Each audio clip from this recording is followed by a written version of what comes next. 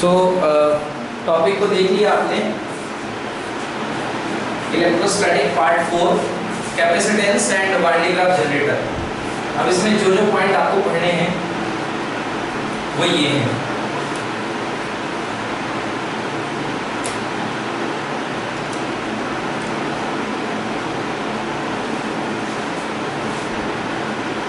Okay, behaviour of conductors in the electric field.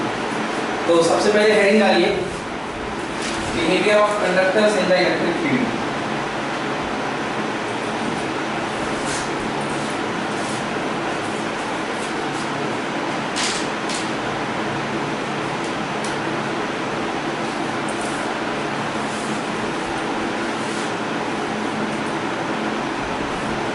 Okay, behavior of the conductor in the electric field.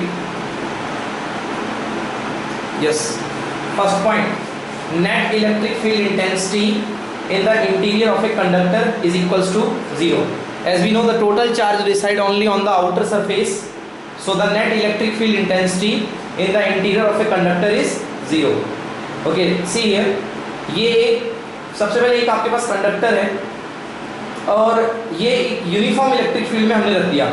Yes, uniform electric field plus से emit होगा, minus की ओर जाएगा। Okay, and induction के कारण plus के सामने वाले front पे माइनस चार्ज और दूसरे वाले फ्रंट पे opposite charge, so net charge equals to 0। इसलिए आपको पता है जहां पे नेट चार्ज इक्वल्स टू 0 होता है वहां पर इंड्यूस कोई इलेक्ट्रिक फील्ड अंदर नहीं होता है। तो पूरा का पूरा इलेक्ट्रिक फील्ड जो होगा बाहर से जाएगा और ये 90 डिग्री एग्जैक्टली होगा किसके, सरफेस के। पहले हमने बताया था आपको कि ये जो होता है ये सरफेस के 90 डिग्री एंगल बनाता हुआ जाता है। ये क्लियर हो गई बात। ये देखिए, सो E0। अब यहाँ पर दो फील्ड जनरेट होते हैं, उन फील्ड के नाम देखिए क्या क्या हैं। एक फील्ड जो बाहर की ओर जा रहा है उसका नाम है E0। E0 आउटर वाला फील्ड जो है वो है E0। ओके, और अंदर का जो फील्ड है, बाहर वाला जो फील्ड है वो है E0 प्लस प्लेट से माइनस प्लेट की ओर जा रहा है। वो फील्ड की वजह क्या है? उस फील्ड की वजह है जो बाहर इलेक्ट्रिक फील्ड लगाया गया प्लस से लेके माइनस का वो, और अंदर जो इलेक्ट्रिक फील्ड क्रिएट हो रहा है प्लस से माइनस के कारण अपोजिट डायरेक्शन में, वो क्या है? EP, E polarisation. E polarisation, क्योंकि यहाँ पे पोलराइजिंग इफेक्ट हुआ है, पोलराइजेशन इफेक्ट हुआ है, उसकी वजह से एक फील्ड क्रिएट हो रहा है अंदर की तरफ, पोलराइजिंग फील्ड EP। समझ रहे हैं आप? तो इसके कारण वहां पर एक दूसरे को दोनों फील्ड ने कैंसिल कर दिया है और नेट फील्ड कितना आ गया है? 0 आ गया बच्चे। पोलराइजेशन इफेक्ट क्या कहलाता है? पोलराइजेशन मतलब क्या होता है? जैसे कि माइनस और प्लस पोलरिटी का डेवलप होना कहलाता है पोलराइजेशन। माइनस और प्लस पोलरिटी के डेवलप होने को हम क्या बोलते हैं? पोलराइजेशन। जैसे यहाँ पे एक तरफ प्लस डेवलप हो गया है, एक तरफ माइनस डेवलप हो गया है, इसके कारण इसको हम बोलते हैं पोलराइजेशन। देखिए, when a conductor is placed in an electrostatic field, the charges free electron drift towards the positive plate, leaving the positive core behind at an equilibrium. The electric field due to the polarization becomes equal the applied field, so the net electrostatic field inside the conductor is 0. क्या बताया मैंने? When a conductor is placed in a electric field, अगर आप एक conductor को electric field में रखते हैं, the charge free electrons drift toward the positive plate. जो फ्री इलेक्ट्रॉन होते हैं प्लेट के, वो ड्रिफ्ट करते हैं, भागा करते हैं पॉजिटिव प्लेट की तरफ। तो जो फ्री इलेक्ट्रॉन है इसके अंदर, सभी लोग जानते हैं कंडक्टर के अंदर फ्री इलेक्ट्रॉन पाए जाते हैं। तो कंडक्टर के फ्री इलेक्ट्रॉन जो होंगे वो नेगेटिव नेचर के होते हैं, वो सारे के सारे किस तरफ जाएंगे? इस तरफ। जब ये इस तरफ जाएंगे तो इस तरफ इलेक्ट्रॉन की डेंसिटी ज्यादा हो जाएगी, तो कौन सा क्रिएट होगा? Charge negative. और जो वो छोड़ करके आएंगे वहां पे कौन सा क्रिएट होगा? पॉजिटिव। समझ में आया? मैं ये नहीं कह रहा हूं कि इलेक्ट्रॉन ने अपनी सरफेस को छोड़ करके इसके अंदर कूद गए। मैं क्या कह रहा हूं? केवल डिस्प्लेसमेंट हो रहा है। इलेक्ट्रॉनिक डिस्प्लेसमेंट को हम क्या बोलते हैं? पोलराइजेशन। क्या बोला करते हैं? पोलराइजेशन। आपने पढ़ा है HCl में, जैसे ये न्यूक्लियस होता है, ये इलेक्ट्रॉन क्लाउड होता है, पोलराइजेशन में क्या होता है, न्यूक्लियस एक तरफ खिंच जाता है और इलेक्ट्रॉन क्लाउड दूसरी तरफ, तो ये कहलाता है पोलराइजेशन। न्यूक्लियस खींच करके इस तरफ आ जाता है और इलेक्ट्रॉन क्लाउड खींच करके इस तरफ आ जाता है, ये कहलाता है पोलराइजेशन इफेक्ट। आगे सुनो, तो ये when a conductor is placed in an electrostatic field, the charges free electron drift towards the positive plate, leaving the positive core behind. Positive core मतलब core, central part, nucleus. Nucleus को छोड़ करके electron इस तरफ आ जाते हैं। Okay, eight N equilibrium कर एक फिक्स स्टेट पर the electric field due to the polarisation becomes equal to the applied field. ये प्रोसेस कब तक चलेगी, ये प्रोसेस तब तक चलेगी जब तक ये लगाए गए फील्ड के अगेंस्ट में एक इक्वल इफेक्ट का फील्ड क्रिएट ना हो जाए। आया ना, जैसे ही इस लगाए गए फील्ड के इफेक्ट में एक इक्वल अमाउंट का फील्ड क्रिएट हो जाता है, वैसे ही यहाँ का नेट इलेक्ट्रिक फील्ड कितना हो जाएगा, जीरो, क्योंकि ये जा रहा है लेफ्ट टू राइट और एक फील्ड जाएगा राइट टू लेफ्ट, तो टोटल फील्ड कितना हो जाएगा, जीरो। आगे बच्चों समझ, yes, the electric field due to the polarization becomes equal to the applied field, so the electrostatic field inside the conductor is zero। इस डायग्राम को बनाइए और लिखिए।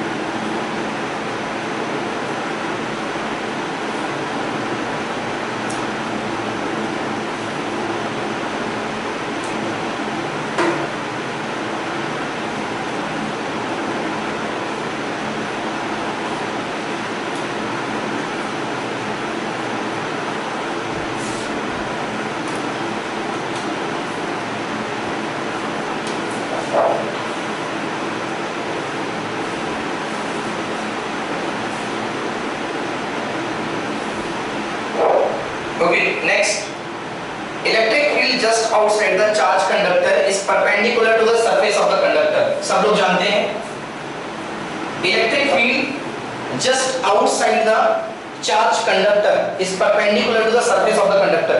मैंने आपको बताया था कि इलेक्ट्रिक फील्ड लाइंस जो निकलती हैं वो हमेशा कंडक्टर की क्या होती हैं, परपेंडिकुलर। क्या होती हैं, perpendicular. So electric field just outside the charge conductor is perpendicular to the surface of the conductor. Clear है बच्चों? नेक्स्ट, ये देखिए, अब इलेक्ट्रिक लाइंस ऑफ फोर्सेस, ये इसका एक्सप्लेनेशन है कि जो इलेक्ट्रिक लाइंस ऑफ फोर्सेस है वो परपेंडिकुलर क्यों निकलती हैं। देखो, जैसे ये आपके पास इलेक्ट्रिक फील्ड दिखाई दे रहा है, ये क्यों चार्ज पर इलेक्ट्रिक फील्ड है।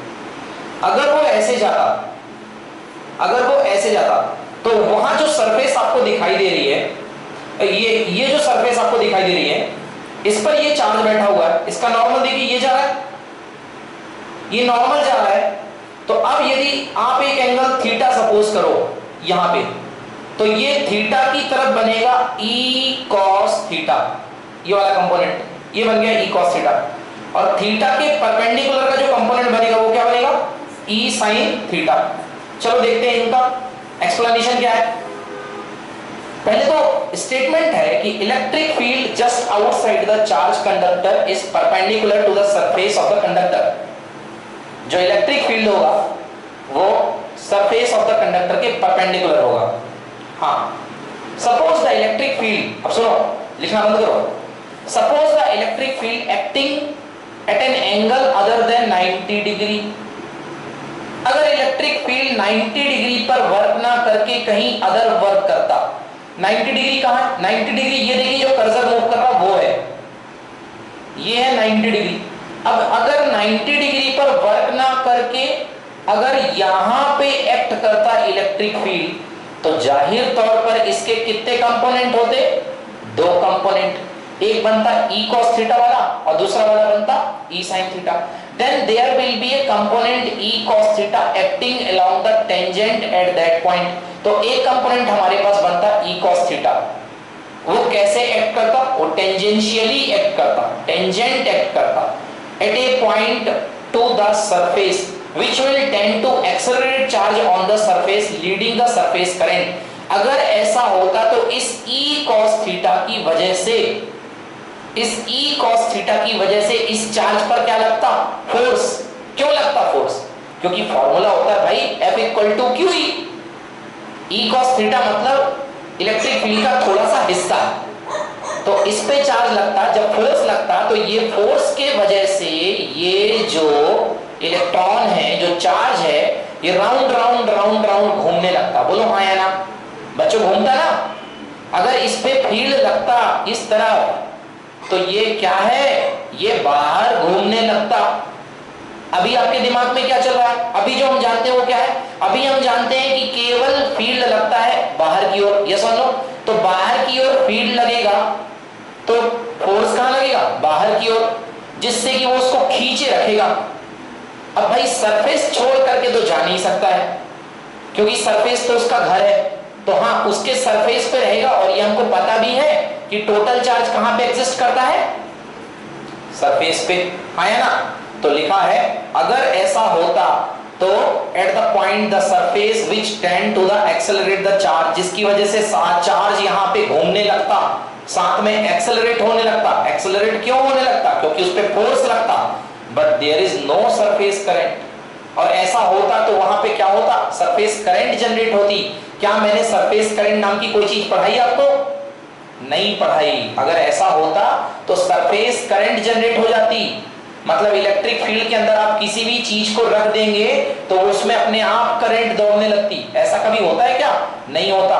There is no surface current. इससे पता चलता है कि थीटा इक्वल टू कितने डिग्री, 90 डिग्री, और cos 90 इक्वल टू 0. आया बच्चों समझ में. तो रीजन ये है, आपसे कोई रीजन पूछे कि बताओ भाई ये जो इलेक्ट्रिक फील्ड है हमेशा परपेंडिकुलर क्यों जाता है, बताना भैया. अगर परपेंडिकुलर नहीं लगता, कहीं भी लगता, तो थोड़ा सा कंपोनेंट उसका cos थीटा होता. cos थीटा मतलब होता डायरेक्शनल कंपोनेंट, उसी के डायरेक्शन में अलोंग कंपोनेंट. तो अलोंग कंपोनेंट के कारण ये घूमने लगता, घूमने लगता तो करंट जनरेट हो जाती. मतलब इलेक्ट्रिक फील्ड के अंदर आपने कोई बॉक्स रख दिया लोहे का और उसमें अपने आप करंट जनरेट हो गई, ऐसा नहीं होता है ना. चलिए तो ये हो गई एक बात, नॉट पॉसिबल. ये देखिए ठप्पा लगा दिया हमने, ये पॉसिबल नहीं है. ओके चलिए next. Net charge in the interior of a conductor is 0. क्या बताया भाई, अभी तो बताया. क्या होता है, डिस्प्लेसमेंट. क्या होता है, डिस्प्लेसमेंट. पॉजिटिव पार्ट एक तरफ खसक जाता है, नेगेटिव पार्ट एक तरफ खसक जाता है, तो नेट चार्ज क्या होगा, 0. देखिए ये जरा आपको डायग्राम कम लाइट का, इसको मेरे को दूसरे कलर में बनाना चाहिए, फिर भी अगर आप कोशिश करेंगे तो आपको दिखाई देगा. ये देखिए वॉयलेट कलर के पॉजिटिव चार्ज हैं और रेड कलर के नेगेटिव चार्ज हैं, दिख रहे हैं आपको. तो इसमें जितने पॉजिटिव हैं उतने ही क्या है, नेगेटिव. हुआ क्या है, चार्जेस का डिस्प्लेसमेंट हुआ है भाई, और डिस्प्लेसमेंट से कोई फर्क नहीं पड़ता है. आ गया समझ में ना. तो डिस्प्लेसमेंट से कोई फर्क नहीं पड़ेगा, तो नेट चार्ज कितना होगा, 0. आ गया समझ में ना.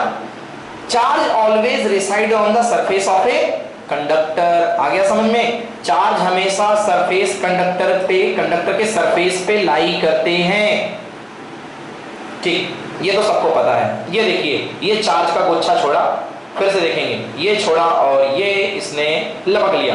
क्या बात है, चार्ज ऊपर से आना पसंद कर रहा है. तो ये इसने पूरा का पूरा चार्ज लपक लिया और पूरा का पूरा चार्ज कहां चला गया, कंडक्टर के सरफेस पे. Okay, suppose a conductor is given some excess charge Q, construct a Gaussian surface just inside the conductor. हाँ चलिए आइए. अगर ये क्या है भाई, ये मैंने पढ़ा दिया है. अगर आप कंडक्टर को चार्ज देते हैं और कंडक्टर के अंदर किसी पॉइंट पर इलेक्ट्रिक फील्ड निकालना चाहते हैं, बताओ इलेक्ट्रिक फील्ड कितना आएगा, 0. क्योंकि ये देखो ये गॉसियन सरफेस आपने इनर बॉडी पे मान लिया है. इस गॉसियन सरफेस से बाउंडेड चार्ज कितना है, कुछ भी नहीं है. गॉसियन सरफेस से बाउंडेड चार्ज कितना है, 0. इसलिए यहां पर इलेक्ट्रिक फील्ड कितनी आएगी, 0. ये लिखा हुआ है since E is equals to 0, in the interior of the conductor, therefore Q equals to 0 inside the conductor. आगे समझ में? Next, electric potential is constant entire conductor. हाँ मैंने उस दिन बताया था, याद करिए, E इज इक्वल्स टू होता है dV बाई dr, याद आया? E is equal to dV by dr होता है। तो मैं आपसे पूछ रहा था कि बताइए E तो 0 होता है, फिर V को क्या होना पड़ेगा? कांस्टेंट। आपको मैंने बताया था E इज इक्वल्स टू होता है dV बाई dr। जब इलेक्ट्रिक फील्ड आपने 0 कर दिया तो V को क्या होना पड़ेगा? कांस्टेंट, क्योंकि कांस्टेंट का डिफरेंशिएशन कितना होता है? 0। कांस्टेंट का डिफरेंशिएशन 0, समझ में आ रहा है? तो कांस्टेंट के डिफरेंशिएशन 0 होने की वजह से यहां पे पोटेंशियल कांस्टेंट होगा।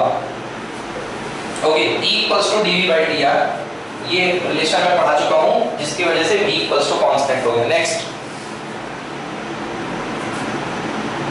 हाँ, सरफेस चार्ज डिस्ट्रीब्यूशन में be different at different point. बताइए ये पॉइंट मैंने पढ़ाया था कि नहीं पढ़ाया था? है ना, मैंने बताया था सरफेस चार्ज डिस्ट्रीब्यूशन डिफरेंट हो सकता है डिफरेंट पॉइंट पे। जहां पर कोने शार्प होते हैं वहां पर सरफेस चार्ज डिस्ट्रीब्यूशन आमतौर पे बढ़ जाता है ना, और जहां पे कोने थोड़े से डल होते हैं वहां पे सरफेस चार्ज डिस्ट्रीब्यूशन घट जाता है। देखिए ये यहाँ पे सरफेस चार्ज डिस्ट्रीब्यूशन का मामला देखिए, कोने पर देखिए सरफेस चार्ज डेंसिटी हाई है और इस पर यहाँ पर सरफेस पर लो है। तो सिग्मा इक्वल टू पढ़ा है आपने Q upon S, charge per unit surface.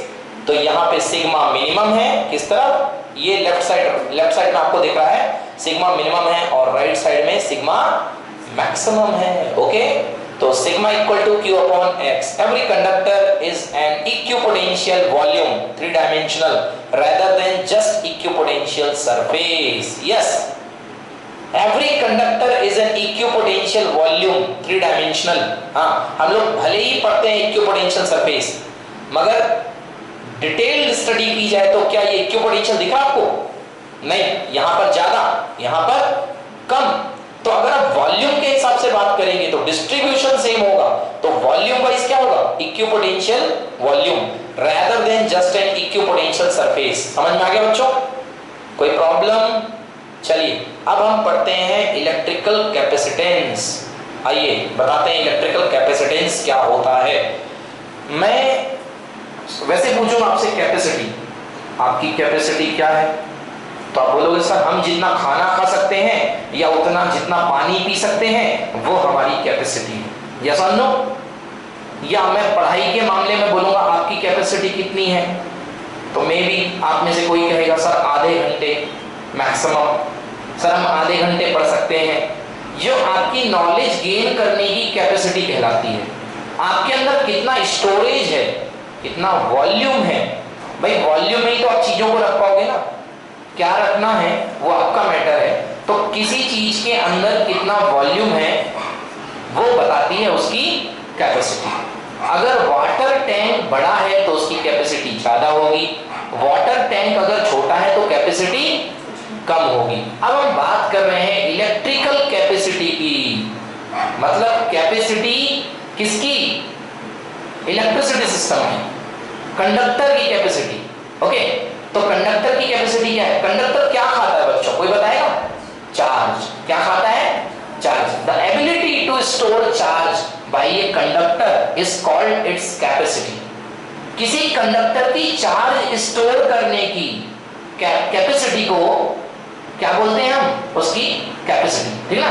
उसको कंडक्टर की चार्ज स्टोर करने की जो पावर होती है, उसकी मेजरमेंट, उसकी एबिलिटी, उसको हम बोलते हैं कैपेसिटी। कोई कंडक्टर कितना चार्ज खा पाएगा?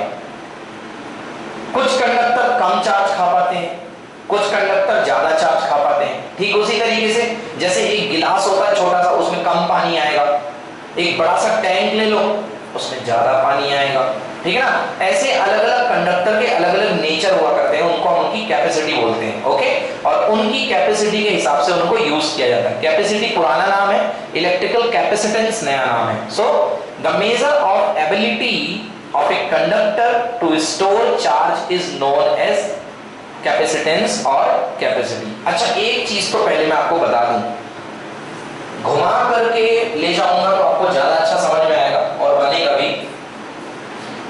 जैसे कि कोई कोई बॉडी किसी हायर पोटेंशियल बॉडी से तब तक चार्ज लेती है, ये कोई हायर पोटेंशियल बॉडी है और ये कोई लोअर पोटेंशियल बॉडी है, कोई बॉडी तब तक चार्ज लेती है जब तक कि दोनों के पोटेंशियल सेम ना हो जाए। और चार्ज हमेशा हायर टू लोअर की ओर चलता है। पॉजिटिव चार्ज, नेगेटिव के बारे में बात करें, हमेशा हायर पोटेंशियल से लोअर पोटेंशियल की ओर चार्ज का ट्रांसफर होता है। आई बात समझ में ना? हमेशा हायर पोटेंशियल से लोअर पोटेंशियल की ओर चार्ज का ट्रांसफर होता है। अगर हम कुछ ऐसा जुगाड़ लगा लें कि इसका जो पोटेंशियल है हम इसको कर दें एक्सट्रीम लो, कितना कर दें? एक्सट्रीम लो, बहुत ज्यादा लो कर दें, तो इसकी रिक्वायरमेंट कभी खत्म होगी क्या? ये हमेशा हाथ फैलाए रहेगा कि मुझे चार्ज दे दो, मुझे चार्ज दे दो, है ना? क्योंकि मैंने इसका जो पोटेंशियल है वो इतना कम कर दिया है कि वो कंपैरिजन के चक्कर में हमेशा मांगता रहता है। ठीक उसी तरीके से कि दो टैंक को मैंने जोड़ दिया और इस वाले में मैंने यहां से होल कर दिया, ले बेटा भर पानी। अब यहां से मैंने जोड़ दिया, यहां उम्र निकल जाएगी पानी भरते भरते, मगर दोनों का लेवल कभी सेम नहीं हो पाएगा। तो ये क्या कर दिया मैंने? इसको ग्राउंडेड कर दिया। क्या कर दिया? ग्राउंडेड कर दिया। ग्राउंडेड मतलब V इक्वल टू, ले पड़ गए तो बर्बाद हो गया। मैंने पोटेंशियल कर दिया 0। अब मैं कहूंगा खिला, कितना खिला सकता है? हमेशा खाता जाएगा। ये कैपेसिटी कितनी होगी? इनफाइनाइट। कितनी होगी? इनफाइनाइट। इस चीज का हम इस्तेमाल करते हैं, मतलब कैपेसिटी बढ़ाने का एक तरीका है कि क्या कर दो? पोटेंशियल कम कर दो, पोटेंशियल कम कर दो। आपके पढ़ाई लिखाई के क्षेत्र में एक चीज बता रहा हूं, अगर आपको कैपेसिटी बढ़ानी है अपनी, तो एक गधे बच्चे को अपने साथ बैठा लो, देखो आपकी पढ़ने की कैपेसिटी अपने आप बढ़ेगी। ठीक है? जब वो आपका, पहले आप कम टाइम पे पढ़ रहे होगे, अब उस गधे बच्चे को समझाने में आपका जो टाइम है, इफेक्टिव टाइम, वो यूटिलाइज हो जाएगा। अब वो तो यूटिलाइज हो गया, अब फिर आप अपना पढ़ने के लिए खुद टाइम निकालोगे तो वो पढ़ोगे। तो संगत का बड़ा बुरा असर होता है। यहाँ पे ये संगत ही है कि आपने यहाँ पे एक हायर प्लेट थी, हायर प्लेट के बगल में एक लो पोटेंशियल प्लेट को बैठा दिया, तो इसने क्या किया? इसने इसका जो पोटेंशियल था वो क्या कर दिया? कम कर दिया। इसने इसका पोटेंशियल कम कर दिया। अब इसने, क्योंकि इसका जो खपत थी इसने थोड़ा बहुत इससे ले लिया, तो इसका पोटेंशियल कम हो गया। पोटेंशियल कम हो गया तो कैपेसिटी बढ़ गई। अभी और डिटेल में जाऊंगा कि वो पोटेंशियल कम होने से कैपेसिटी क्यों बढ़ती है। चलो, आपको याद होगा मैंने स्टार्टिंग में चैप्टर के मैंने एक टर्म कहा था आपसे कि जैसे हम खाना खाने के बाद बहुत एड़दारी में आ जाते हैं, बहुत मजबूत हो जाते हैं, है ना? खाना खाने के बाद अब तो कोई नहीं हमारे सामने, एक किनारे पढ़ाई लिखाई, अब तो अपन सोएंगे सीधे, उसके बाद में ज्यादा बातें होंगी, ठीक ना?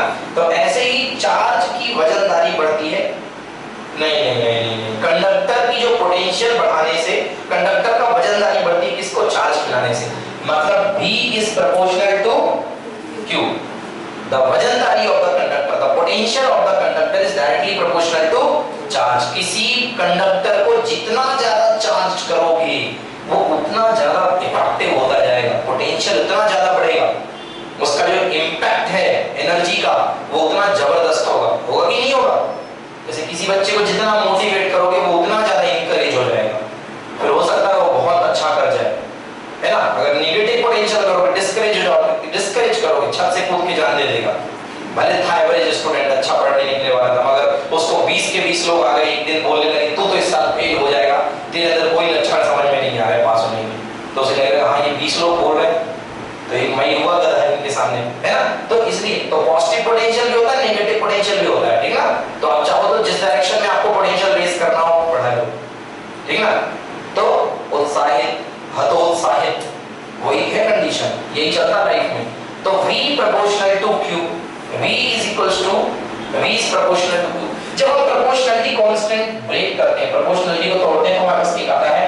V is equals to Q upon C। भैया 1 upon C आता है कांस्टेंट के फॉर्म में, जैसे V equals to R आई आता था वहां पे R आता है, तो यहाँ पे आता है V equals to Q, और ज्यादा डिटेल में देखना है तो ऐसे देखो 1 upon C into Q, आया समझ?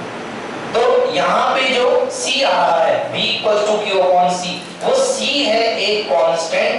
इसको बोलते हैं कैपेसिटेंस ऑफ द कंडक्टर। क्या बोलते हैं? Capacitance of the conductor. तो ध्यान से देखा जाए तो C is equal to Q upon V। C is equal to Q upon, आई बात समझ में? अगर आप V को जीरो कर दोगे, V को जीरो कर दोगे तो C इक्वल टू कितना हो जाएगा? Infinite. V equal to zero कर दिया तो Q upon zero equal to कितना हो जाएगा? इनफाइनाइट। आई बात समझ में ना? तो अगर आप डायरेक्टली कंडक्टर को अर्थ दे दोगे, लो खिला राजा, खिला कितना खिला सकता है?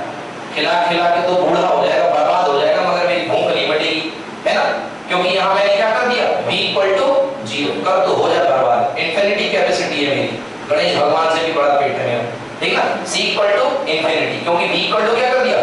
जीरो। खिला तो चार्ज कितना खिलाएगा? इसको बोलते हैं कैपेसिटी का फंडा। मगर बेटा ये सिस्टम हमारे कोई काम का नहीं है। एक चीज बताऊं मैं आपको, ये सिस्टम हमारे किसी काम का नहीं है। अगर इस सिस्टम की प्रैक्टिकल में बात करूं तो एक ही जगह इसकी बात होती है, कहाँ? घर बनाने में, अर्थिंग देने में। बिजली गिरी आसमान से बहुत सारी, और वो हमारे कोई काम की नहीं है। अर्थिंग नहीं हुई तो घर को बीच से फाड़ देगी, समझ गया ना? दो अलग अलग हिस्से हो जाएंगे बिना लड़ाई हुए।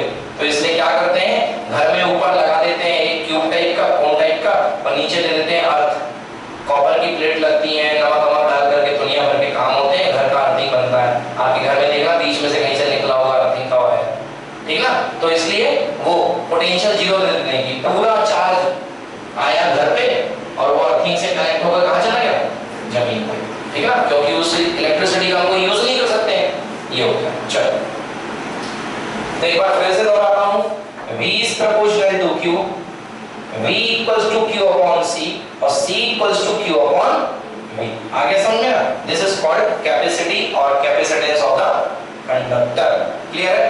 चलिए तो अब देखेंगे आगे की बात।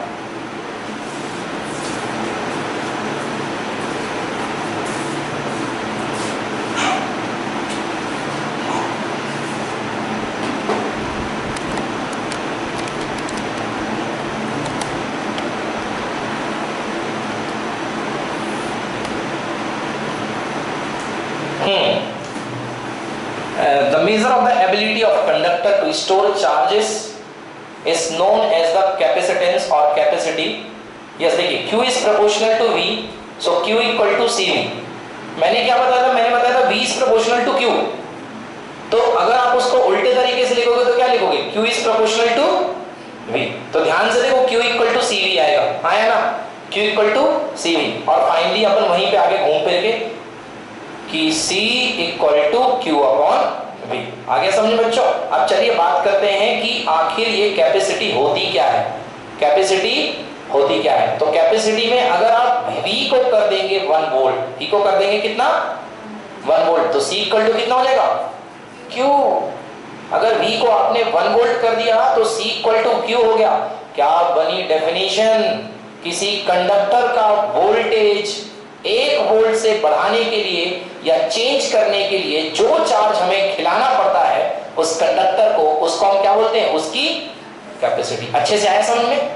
अगर मान लो किसी कंडक्टर का वोल्टेज है 0, कंडक्टर का वोल्टेज कितना है? 0। तो अगर किसी कंडक्टर का वोल्टेज 0 है तो उसके कंडक्टर के वोल्टेज को 0 वोल्ट से लेके 1 वोल्ट तक करने के लिए जाहिर है आपको कुछ ना कुछ उसे चार्ज खिलाना पड़ेगा। वो जो चार्ज आप खिलाओगे वही उस कंडक्टर की क्या है? कैपेसिटी। आया बात समझ में? क्योंकि आपने V कर दिया है 1 और V के 1 करने से आ रहा है C equal to Q। Yes और no? So the amount of charge given to the conductor to raise its potential by 1 volt. किसी कंडक्टर को दिया गया वो चार्ज जो इसके पोटेंशियल को 1 वोल्ट कर देता है, नहीं तो ऐसा बोल दो 1 वोल्ट चेंज कर देता है। भाई हो सकता है पहले वो ऑलरेडी 5 वोल्ट पे रहा हो, अगर हमने 5 वोल्ट से 6 वोल्ट पे कर दिया तब भी तो हमने 1 वोल्ट ही दिया ना। तो 1 वोल्ट चेंज करने में जो चार्ज दिया जाता है वही अमाउंट क्या कहलाता है? उसका कैपेसिटी। आगे समझ में? ना यूनिट की बात करेंगे तो सबको समझ में आ रहा है, कूलम पर वोल्ट। Q मतलब कूलम, V मतलब वोल्ट, और इसके बारे में बताया था फैराड साहब ने, इसलिए इसकी यूनिट है कंडेंस फॉर्म में फैराड। क्या है? फैराड। कूलम पर वोल्ट को हम बोलते हैं फैराड। आइए देखते हैं So capacitance of a conductor is defined as the charge required to raise the potential through 1 unit. The SI unit of the capacitance is farad and symbol of the capacitance is given by this. ये देखिए, ये दो plate लगी हुई हैं, इससे symbol दिया जाता है कैपेसिटी का। अगर आपके पास कोई कंडक्टर है, अगर उसकी कैपेसिटी है 5 फैराड, समझ गए ना, तो आपको पूरा का पूरा कंडक्टर बनाने की जरूरत नहीं है, सीधे ये डिब्बा बनाइए, ये बॉक्स बनाएंगे ऐसा और लिख देंगे 5 फैराड। समझ में आ गया? ठीक है ना? कभी कोई सर्किटरी खोल करके देखी हो तो उसके अंदर आपको कुछ ऐसे ऐसे एलिमेंट देखे होंगे, वो सिलेंडर के लगे रहते हैं ऐसे, और इनके 2 पैर निकले रहते हैं नीले कलर के, जेम्स जैसे दिखते हैं, जेम्स की गोलियां आती है ना खाने के लिए, वैसे कुछ ऐसे टाइप के दिखे होंगे, ये ऐसे टाइप के पतले पतले से, वो मूंग की दाल जैसे। यदि कोई CFL EFL फूट फाट गया हो तो इसको तोड़ करके देखिएगा। ऐसा आज के समय में तो कोई भी एलिमेंट नहीं है जिसमें जहां तक आपके कैपेसिटर ना लगे हो, तो ये सब कैपेसिटर है। अगर आप उसको आज देखेंगे, उसमें रीडिंग देखिएगा 0.2 माइक्रोफैरड ऐसा रहता है। अच्छा, ज्यादा दूर नहीं जाओ, पंखे के किनारे लगे रहते हैं वो इतने लंबे से ऐसे डिब्बे से, वो भी क्या होते हैं? कैपेसिटर। क्या होते हैं? कैपेसिटर। वो क्या करके रखते हैं? वो चार्ज स्टोर करके रखते हैं।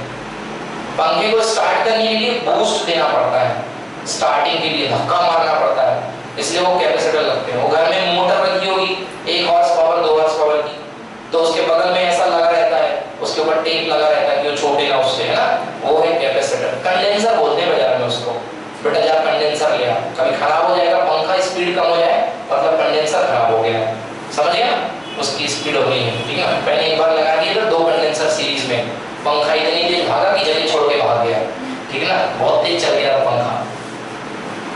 तो ऐसा है, चलो उसकी बात डिटेल में करेंगे। तो फिलहाल कैपेसिटर का सिंबल क्या हो गया? Capacitance of a conductor is defined as charge required to raise its potential by 1 unit. आ गया बच्चों समझ में? The SI unit of the capacitance is farad and symbol of the capacitance is given. ये दो प्लेटों का सिंबल इस तरीके से दिया जाता है और इनके बीच में जगह खाली है, मतलब ये बता रही है जगह कि वहां पे चार्ज स्टोर होगा। ओके, चलिए, capacitance is said to be 1 farad. अब कैपेसिटेंस आप 1 फैराड कब कहेंगे? भाई बड़ा सिंपल है, C equal to Q upon V, Q को भी कर दीजिए 1 और V को भी कर दीजिए 1, यस और नो? अगर किसी को 1 कूलम चार्ज देने से कंडक्टर को उसका वोल्टेज कितना हो जाता है? 1 वोल्ट। या तो 1 वोल्ट हो जाता है या 1 वोल्टेज चेंज हो जा सकता है, क्योंकि बेटा वोल्टेज के 2 मायने होते हैं, एक है पोटेंशियल, दूसरा है पोटेंशियल डिफरेंस। हमेशा वोल्टेज के 2 मायने महसूस कीजिएगा। Capacitance is said to be 1 farad when 1 coulomb of charge raises the potential of conductor by 1 volt. आया समझ में? अरे भाई C equal to Q upon V, तो Q इक्वल टू आपने दिया 1 कूलम और V इक्वल टू कितना हो गया? 1 वोल्ट। समझ में आया? तो C equal to Q upon V से यहाँ पे आ जाएगा अपने पास C इक्वल टू कितने फैराड? 1 फैराड, क्योंकि C इक्वल टू 1 बचेगा। आया समझ में?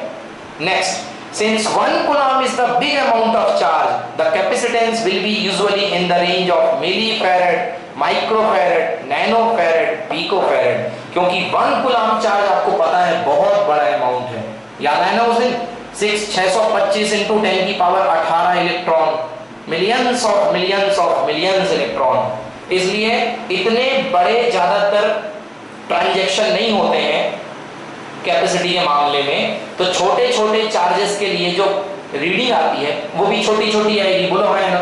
तो अगर चार्जेस आप लोगे मिली कूलम में तो आपकी कैपेसिटी बनेगी मिली कूलम। तो जो कैपेसिटी की छोटी छोटी यूनिट है वो है मिली फैराड, सॉरी मैंने मिली कूलम बोल दिया, मिली फैराड, माइक्रो फैराड। मिली फैराड मतलब 10 की पावर -3 फैराड, माइक्रो फैराड मतलब 10 की पावर -6, नैनो मतलब 10 की पावर -9 और पिको मतलब 10 की पावर -12। आ गया समझ में ना? तो ये कैपेसिटी के मायने हैं।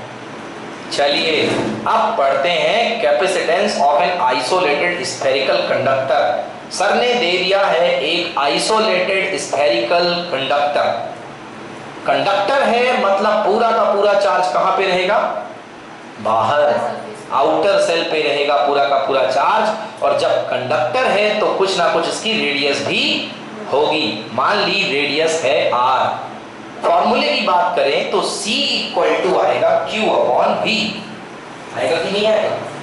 हमने इस कंडक्टर को फॉर्मूले की बात करते हैं एक लाइन में, तो आएगा C equal to Q upon V। मैंने टोटल चार्ज इस कंडक्टर को दे दिया Q, ठीक है ना? टोटल चार्ज इस कंडक्टर को दे दिया Q। अब मुझे केवल पता करना है कि पोटेंशियल कितना होगा।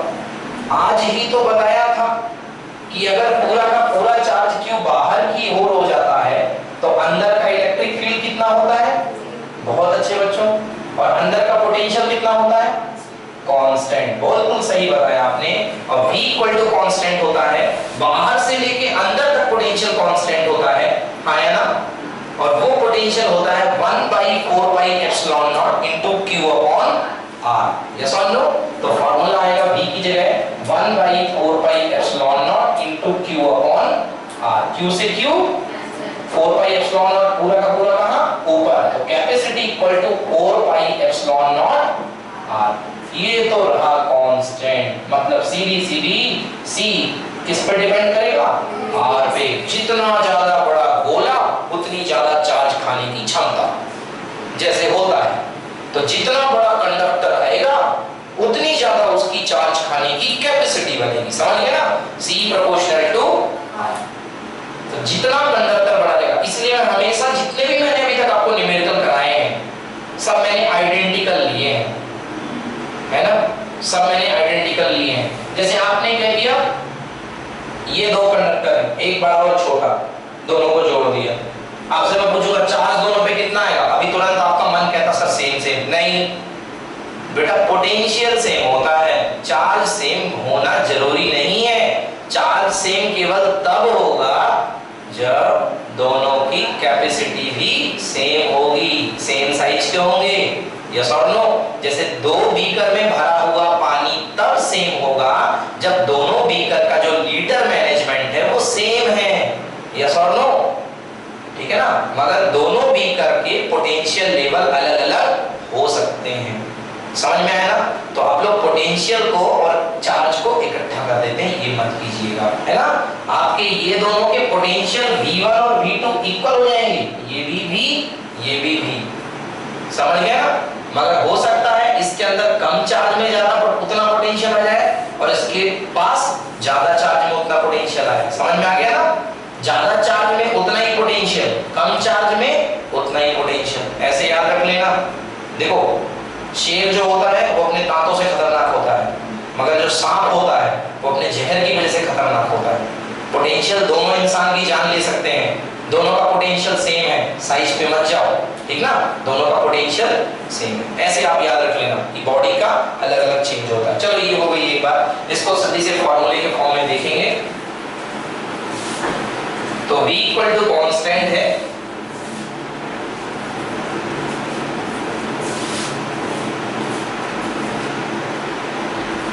ये रेडियस R है। Yes, let a charge small q is given to the sphere which is assumed to be concentrated at the center। हाँ, माना था हमने पहले भी सेंटर पे कंसंट्रेटेड।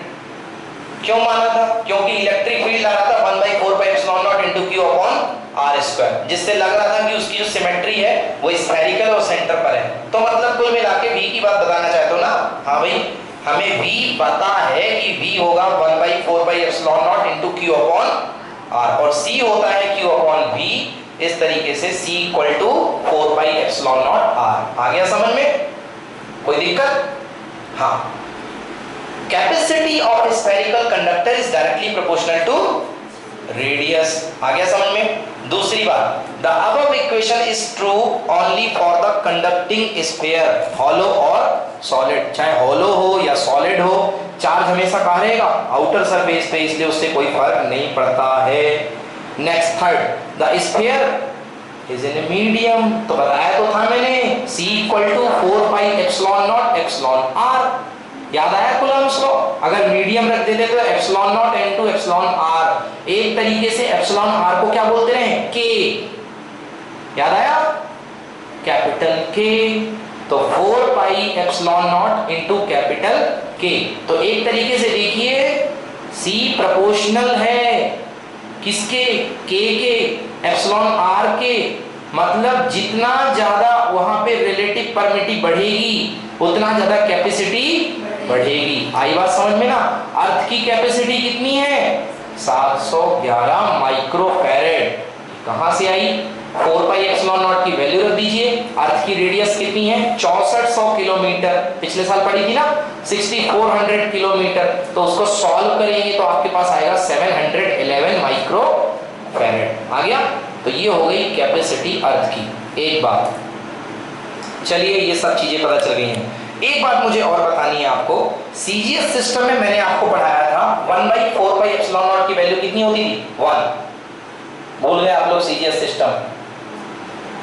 सीजीएस सिस्टम में मैंने आपको कूलम्ब फोर्स पढ़ाया था। तो मैंने पढ़ाया था coulomb force equals to 1/4 pi epsilon naught into q1 q2 upon r²। याद आया। अब जब सीजीएस सिस्टम पढ़ाया था तो मैंने बोला था 1/4 पाई एप्सिलॉन नॉट की वैल्यू कितनी होती है 1। तो वो हो गया था directly formula F equal to q1 q2 upon r²। और अब ये जो चीज याद दिला रहा हूं उससे बिल्कुल कह दोगे हाँ हाँ सर याद आ गया। मैंने बोला था बेटा इसमें फोर्स की यूनिट क्या होगी, तो सबने अपने अपने अलग अलग सलाह दी थी। फिर मैंने बताया था फोर्स की यूनिट होगी डाइन। क्या होगी डाइन। क्लियर हो गया। तो इसलिए मतलब 1/4 पाई एप्सिलॉन नॉट की वैल्यू होती है 1। तो 4 पाई एप्सिलॉन नॉट की वैल्यू भी कितनी होगी 1। इस तरीके से अगर सीजीएस सिस्टम में पूछूं कि बताओ क्या होगी C की वैल्यू, आंसर होगी C equal to R। C equal to R। CGS system में C इक्वल टू R हो जाएगा क्योंकि 4 पाई एप्सिलॉन नॉट की वैल्यू कितनी आएगी 1। ठीक है ना। तो आंसर होगा C इक्वल टू R। बेटा यूनिट क्या रहेगी स्टैट फैराड। क्या रहेगी यूनिट स्टैट फैराड। तो लिख लीजिए in CGS system the unit of capacity is stat farad. In CGS system the unit of capacity is stat farad। stat coulomb हो गया stat farad।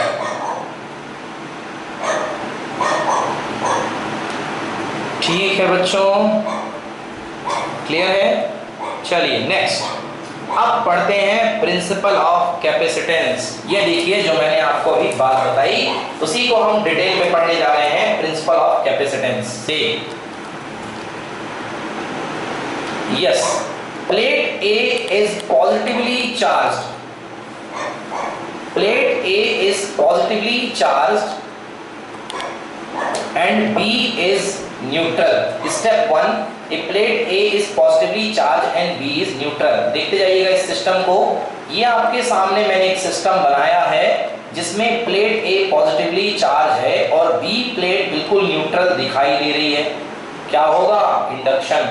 ठीक है ना। देखिए पॉजिटिवली चार्ज होने के कारण पहली प्लेट का वोल्टेज है कैपिटल V और दूसरी प्लेट का वोल्टेज कितना है 0। कितना है, तो पोटेंशियल डिफरेंस कितना होगा V माइनस 0। बोले तो V आया ना। पहली प्लेट का पोटेंशियल V है, दूसरी प्लेट का पोटेंशियल 0 है, तो पोटेंशियल कितना आया बेटा तेज से बोलो V। ठीक है ना। ये देखिए अब step 2, when a neutral plate B is brought nearer the A।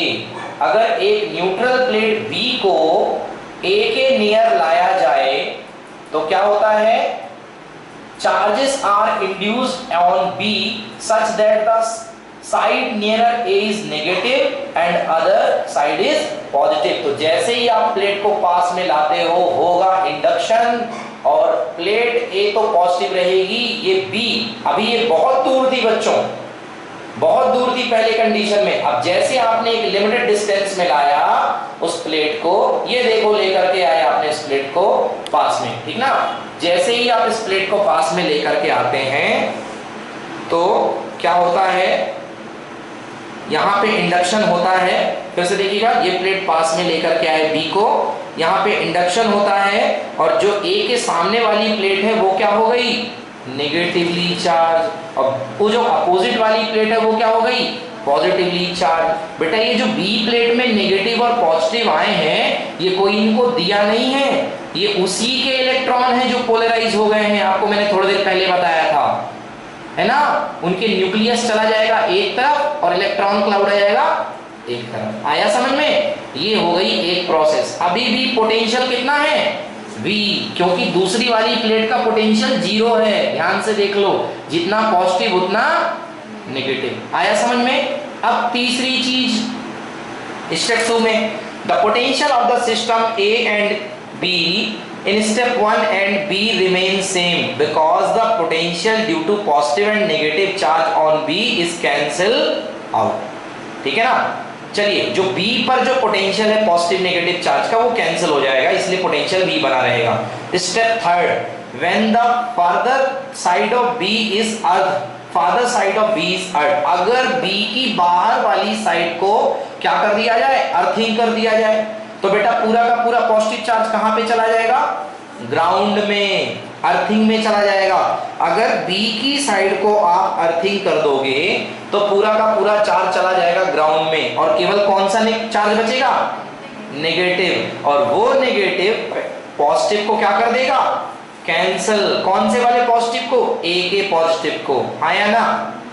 देखो आपने अर्थिंग कर दिया ना, तो यहाँ पे पॉजिटिव चार्ज पूरा चला गया अर्थिंग में, क्या बचा, केवल नेगेटिव। अब ये जो नेगेटिव है बैलेंस बिगड़ गया, पहले पोटेंशियल V था, अब केवल नेगेटिव बचा, मतलब इस प्लेट में शुद्ध नेगेटिव बचा हुआ है।